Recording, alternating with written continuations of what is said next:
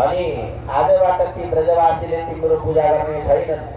एउटा छुट्टै गिरिधारी नामको देवता स्थापना गरेर पूजा गर्न थाले। अब के गर्छौ भन्दाखेरि साँच्चै हो नारदजी भनेर सोध्नुभयो देवराजले। हो नै। अनि नभन्दा यसो विचार गरेर हेर्नु भएको त एउटा गिरिराज पर्वतमा गोवर्धन पर्वतमा गिरिधारी नामको एउटा देवता स्थापना गरेर अनि ब्रजवासी जनहरू त सबै त्यही पूजामा व्यस्त भएका रहेछन्। अब त्यहीको भोजन आदि कर्महरू गरिरहेका रहेछन्। देवराज इन्द्रलाई कतै नभएको रिस उठ्यो। देवराज इन्द्रले साम्वर्तक नामका मेघलाई बोलाउनु हो।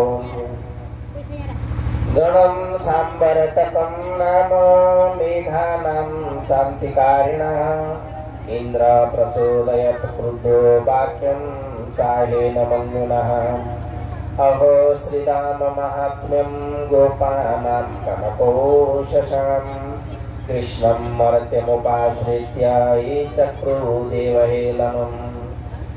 इन्द्र महाराज रिसाएपछि साम्वर्तक नामका मेघलाई निम्ता गर्नुभयो। ती साम्वर्तक नामका मेघ पनि गडाङ र गुडुङ गर्दै चट्याङ र चुटुङ गर्दै सारा दिन त्रिलोक 14 भुवनै सबै जलमग्न बनाउँछु भन्ने यस्तो भाव लिएर चाहिँ त्यहाँ आइछन्। हे महाराज देवराज, हजुरले के कति कारणले गर्दा हामीलाई आमन्त्रण गर्नुभयो भनेर ती साम्वर्तक नामका मेघले सोद्धाओली देवराज भन्नुहुन्छ, हे साम्वर्तक जाऊ ब्रजमण्डलमा तिमीले वर्षाप गर, ब्रजमण्डललाई पुरा डुबाइदेऊ। किनभने ती ब्रजवासीले मेरो पूजा गर्ने प्रथालाई छोडेर आज नयाँ देवताको पूजा गर्न थाले। अब त्यहाँ गएर तिमीले त्यो ब्रजमण्डललाई मुसलधार पानी पारेर डुबाइदेऊ भनेपछि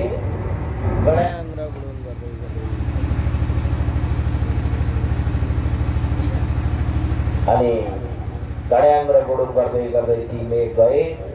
अब कतै नभएको मुसलधार पानी पार्न थाले। हात्तीको सोड जस्तो पानी ब्रजमण्डलमा 7 दिन 7 रातसम्म त्यहाँ पर्न लाग्यो। अब त्यतिखेर ती जति पनि भगवानका ग्वालबालहरू थिए, लो प्रभु विघ्न परो आज इन्द्रको पूजा गर्ने प्रथालाई हामीले छोडेको हुनाले यस्तो भयो। इन्द्र महाराज रिसाउनु भयो। अब के गर्ने प्रभु भनेर सबै हाहाकार गर्न थाले, रुन कराउन लागे। गाईका बाछाहरू ठाडो मुख पारेर राम्दै कराउँदै हिँड्न लागे। त्यो बेलामा प्रभु परमात्मा भन्नुहुन्छ, बाबु चिन्ता नगर,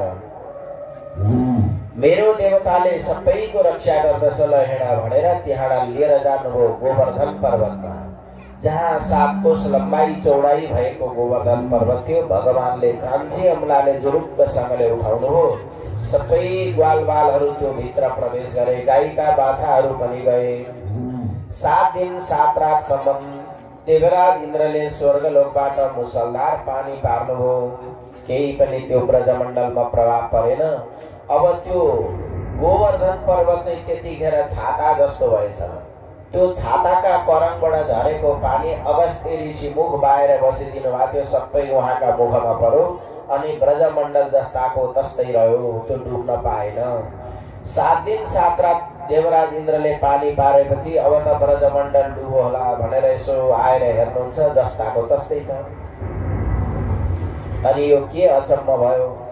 अनि इन्द्र महाराजले यसो ध्यान दृष्टिले विचार गर्नुभएको थियो। भगवान श्रीहरिलाई उहाँले चिन्नु भएको रहेनछ, म चाहिँ देवता हुँ भन्ने उहाँलाई घमण्ड थियो। तर आज भगवानलाई त्यतिखेर थाहा पाउनुभयो, चिन्नुभयो। अनि आएर ऐरावत नामको हात्तीमा चढेर आउनुभयो देवराज इन्द्र। अनि कामधेनु नामको गाई स्वर्गलोकमा देवराज इन्द्रले पाल्नु भएको थियो। कामधेनु नामको गाईको दुध ल्याएर भगवान गिरिराज प्रभु परमात्माको मुखारविन्दमा लगेर अर्पण गर्नुभयो अनि स्तुति वन्दनाहरू गर्नुभयो। त्यहाँदेखि गोवर्धन पूजा गर्दाखेरि दुधले गर्नु भन्ने प्रथा भयो। त सज्जन, पहिले त लिटरका लिटर दुध लगेर गोवर्धन पर्वतको मुखारविन्दमा पूजा गर्ने चलन थियो। अचेल भोलि समय सकिएको छ, किनभने युग पनि अन्त्य युग हो, कलियुग। अनि यस्ता बेलामा मान्छेमा न्याय धर्म आचरणहरू नभएका कारणले अहिले पनि पूजा त दुधले हुन्छ, तर अहिले चाहिँ पानी हालेर लान्छन् क्या। अब यसो बजारमा बेच्नु पर्यो भने अब भगवानको पूजा गर्नु पर्यो भने पनि खाँटी दुध पाइँदैन, पानी हालेर लान्छन्। किन? समय सकिएको छ। पहिले त्यो गिरिराज भगवानको पूजा गर्दाखेरि 7 कोस लम्बाई चौडाई भएको गोवर्धन पर्वतको परिक्रमा गर्न भनेर जुन भक्तजनहरू जानुहुन्थ्यो, कसैले साष्टाङ्ग दण्डवत गरेर, कसैले पञ्चाङ्ग दण्डवत गर्दै गर्दै त्यहाँ परिक्रमा गर्दा त्यही भगवानलाई स्नान गराएको दुधद्वारा चिया बनाएर खाँदै खाँदै परिक्रमा गर्दै हिँड्दै गर्ने चलन थियो भने, तर अचेल भोलि समय सकियो, दुधमा जे भएको पानी हाल्छन्, त्यसले सहुन्जेलीसम्म अनि लगेर पूजा गर्छन्। त संसारै यस्तो छ। भगवानको पूजाको लागि भनेपछि त्यस्तै प्रकारको सामान खोजिन्छ नि, होइन? अनि पसलमा यसो भगवानलाई चढाउने कपडा दे भन्न गयो, कस्तो खालको दिउँ, कुन क्वालिटीको दिउँ भन्छ। आफूले लाउनु पर्यो भने भइसके 4000 5000 मिटरको देखान भनेर भनिन्छ। देवतालाई पूजा गर्ने त हो नि, यसो जुन चाहिँ सबभन्दा कम सल्छ त्यही दिएन भनेर भनिन्छ, होइन? यहाँबाट हेर्दा सबै रौतै देखिने। अनि त्यस्तो कपडा कतै काटेर च्यातेर कहीँ मिलाएर राखौँ न त भन्दाखेरि धागो सरिहाल्छ, च्यात्ता पनि च्यातिँदैन। अनि देवता भनेको त बोल्दैन, नबोल्ने व्यक्तिलाई जे गर्दा पनि हुन्छ भनेर देवताको पूजा गर्दा त्यस्तो चलन छ। तर व्यक्तिलाई हो भने त्यसरी हुँदैन, गाली गर्छ, रिसाउँछ भनेर अनि अब अलिकति केही मानभावहरू गर्ने चलन छ। अनि चराचर जगतका मालिक भगवान नारायण प्रभु परमात्मा को यो पावन प्रसंगहरू विस्तार गर्दै गर्दै यहाँसम्मको कथाहरू विस्तार गरियो। बोलो भक्तवत्सल भगवानको, गोविंद भगवानको, गिरिधारी भगवानको जय जय श्री राधे। श्री राधे। अब आउनुहोस् एउटा सुमधुर भजन, तत्पश्चात हामी भगवानको पवित्र पावन गुणानुवाद त्यसमा प्रवेश